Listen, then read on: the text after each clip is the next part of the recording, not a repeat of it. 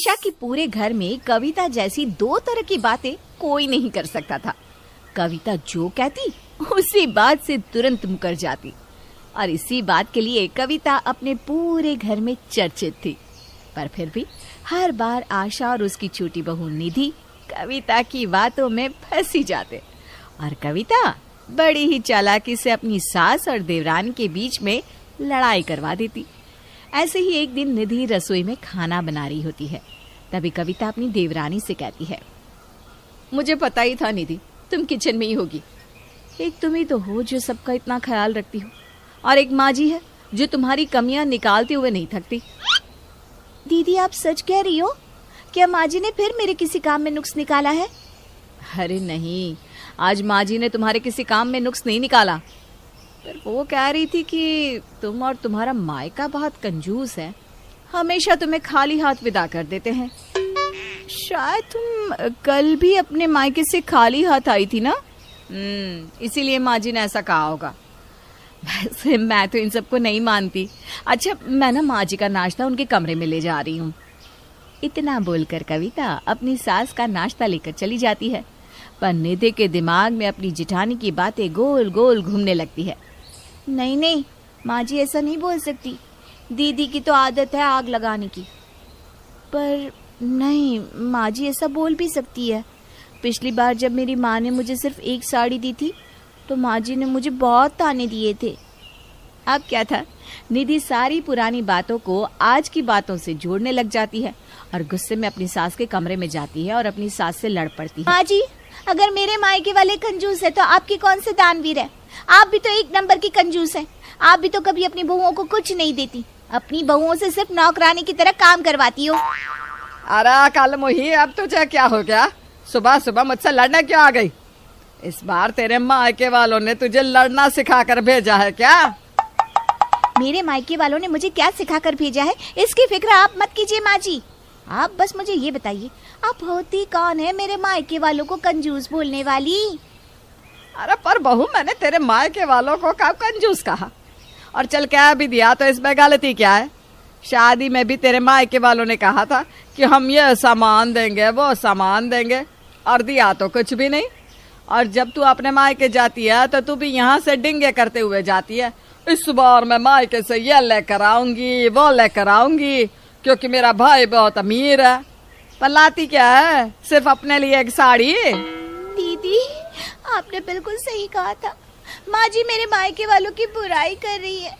मैं तो हमेशा से आपको दोगली समझती थी, पर असली दोगली तो इस घर में माँ जी है। इतना बोलकर निधि वहाँ से रोती हुई चली जाती है।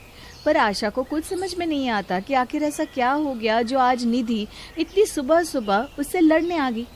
अब इस बात की जड़ तक जाने के लिए आशा कविता से पूछती है, कविता बहू, तूने इस निधि से क्या कहा जो ये सुबह सुबह मुझसे लड़ने आ गई और इस तरह रोती हुई यहाँ से चली गई? माँ जी मैं भला देवरानी जी से कुछ क्यों कहूँगी? आप तो जानती हो ना वो किस तरह से हर समय मुझे दोगली कहती है, और अब जब मैं दोगली हूँ तो फिर मैं उससे कोई बात क्यों कहूँ? और मैं उससे कुछ बोल भी दूंगी तो कौन सा वो मेरी बात का विश्वास करेगी? कविता बड़ी ही चालाकी से अपनी देवरानी और सास के बीच में लड़ाई करवाकर वहाँ से चली जाती है और लड़ाई का पूरा मजा लेती है। अब इसी तरह से कुछ दिन बीत जाते हैं और एक दिन जब कविता निधि के साथ मार्केट से घर आ रही होती है तो वो मोहल्ले में कुछ औरतों को बातें करते हुए सुनती है। जो भी हो, आशा बहन की किस्मत बहुत अच्छी है जो उसे इतनी अच्छी बहू मिली। आशा बहन की दोनों बहू कितना काम करती हैं, और एक हमारी बहुओं को देख लो, एक काम सही से नहीं करती। निधि सुन रही हो ना, पूरे गली में हमारी कितनी तारीफ हो रही है। बस माँ जी को ही हमारी कदर नहीं है। छोड़िए ना दीदी, अब माँ जी हमारी सास है, वो हम पर गुस्सा नहीं निकालेंगी तो क्या पड़ोसियों की बहू पर निकालेगी? ये तो हमारा फर्ज है, और माँ जी जैसी भी है ना बहुत अच्छी है, हमसे बहुत प्यार करती हैं। तो ये बात है देवरानी जी, तो फिर कोई बात नहीं, आज मेरी गलती की सजा तुम्हें भुगत लेना, अब आएगा मजा। अब कविता और निधि घर में जाती हैं, जहाँ निधि घर के कामों में व्यस्त हो जाती है और कविता एक बार फिर अपनी सास के पास जाकर आग लगाती है। माँ जी मुझे कहना तो नहीं चाहिए, पर देवरानी ने आज जो भी कहा ना वो मुझे बिल्कुल अच्छा नहीं लगा। हाँ। अरे बहू, ऐसा भी क्या कहा मेरी निधि ने? माँ जी, आज जब मैं निधि के साथ मार्केट से घर आ रही थी तो मोहल्ले की कुछ औरतें हमारे घर की तारीफ कर रही थी, जिस पर मैंने निधि से कहा कि देखो कितना अच्छा लग रहा है, पूरे मोहल्ले में हमारा नाम है। पर इसी बात पर निधि बुरा मान गई और कहने लगी, क्या फर्क पड़ता है, हमारी कद्र माँ जी को है ही कहाँ।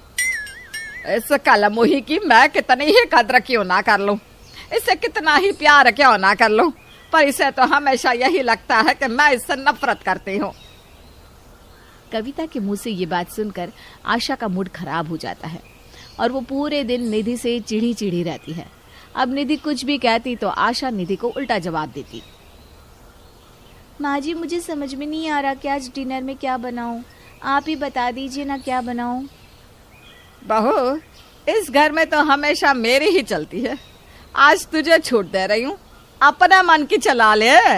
और वैसे भी मेरे हिसाब से कहाँ कोई काम होता है, घर में तो वही बनता है जो तेरा खाने का मन करता है। माँ जी, आपको हुआ क्या है? मैं सुबह से देख रही हूँ आप बेकार ही मुझ पर नाराज हुए जा रही हैं। मैं नाराज हो रही हूँ? अरे नाराज तो तू रहती है हमेशा मुझसे। एक मैं पागल हूँ जो हर जगह ढिंढोरा पीटती हूँ, मेरी बहू जैसी किसी के घर में बहू नहीं। और एक मेरी बहू है जो मन में ही बैठा कर बैठी है कि मेरी सास जितनी बुरी इस दुनिया में किसी की सास नहीं। ये आप क्या कह रही हैं माँ जी? बल्कि मैं तो खुश हूँ जो मुझे आप जैसी सास मिली। अगर तुम मुझसे इतनी ही खुश है तो क्यों कहा तूने कविता बहू से कि मुझे तुम दोनों की कद्र नहीं और मैं तुमसे प्यार नहीं करती? दीदी, ये माँ जी क्या कह रही हैं? मैंने आपसे ऐसा कब कहा? बल्कि आपने ये बात मुझसे कही थी तो मैंने आपको समझाया भी था कि ऐसा कुछ भी नहीं है। माँ जी, आपको कोई गलतफहमी हुई है, मैंने आपसे ये नहीं कहा था। कविता बहू, तू कहना क्या चाहती है कि मैं बहरी हूँ? अरे तूने मुझे यही कहा था, मैंने साफ साफ सुना था। सही कहते हैं सब, तू एक नंबर की दोगली है, तू ही हम दोनों सास बहू के बीच में लड़ाई करवाती है, इस लड़ाई की जड़ भी तू ही है। आशा और निधि समझ जाते हैं कि ये सारा किया कराया किसी और का नहीं बल्कि कविता का है, जिसके बाद कविता की देवरानी और सास एक हो जाती हैं और बेचारी बीच में कविता फंस जाती है।